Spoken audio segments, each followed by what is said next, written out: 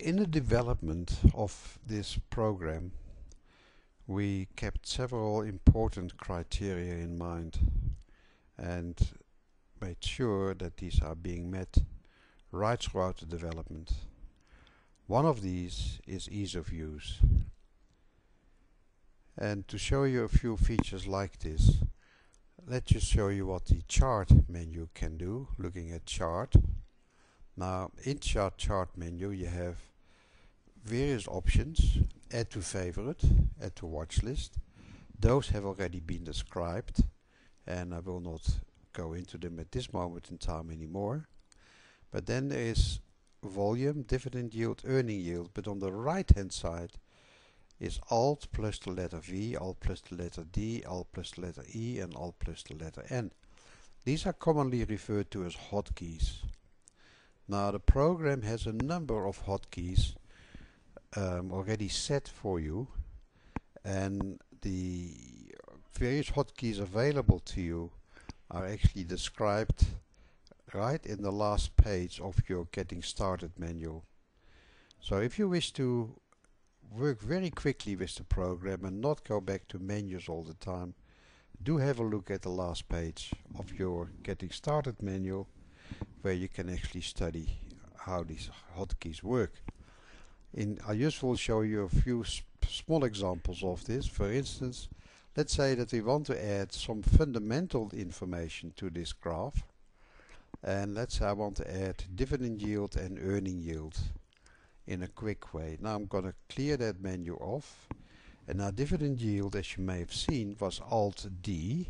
So I just keep down my Alt key and press the letter D, and there I go. Immediately I've got a dividend yield directly below the price graph. And let's say that I now want to add the earnings yield. That's Alt E, letter E, and there you are. Now we have added that to the graph. Let's say now I want to remove the volume from the graph, and that was Alt V, and again I hold down Alt and press the letter V, and now the volume is gone, showing you more detail. To get the graph back to its original settings, because right now you're looking at technical information on the top in terms of price movement, and you look at fundamental information below that in terms of the results of the company, in a way, by looking at the dividend yield and earning yield. But you can now bring the graph back in several ways. You can either go back to chart again and restore the default, which I'll click on now, and before you know it, there you go, there's the graph back to the way it was before. Let me now bring those back again, Alt D and Alt E for argument's sake, there you go. Another way to do this could be by clicking on the quick access menu. Remember, the way to do that is to click with your right mouse button and select reset chart. There you go, and the chart is back to normality again. Another way of applying these features that I just shown you is by through the quick access menu, right click and select yields. Now yields are given here: dividend yield, earning yield, PE ratio.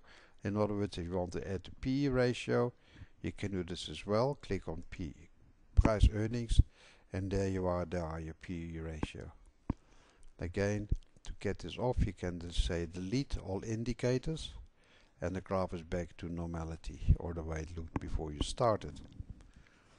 Do look at the last page of your Getting Started manual. There is just one small page with various hotkeys that you can use right throughout the program, and once you start becoming familiar with these, you will find it's going to be a lot quicker and a lot easier for you to use this program on a regular basis.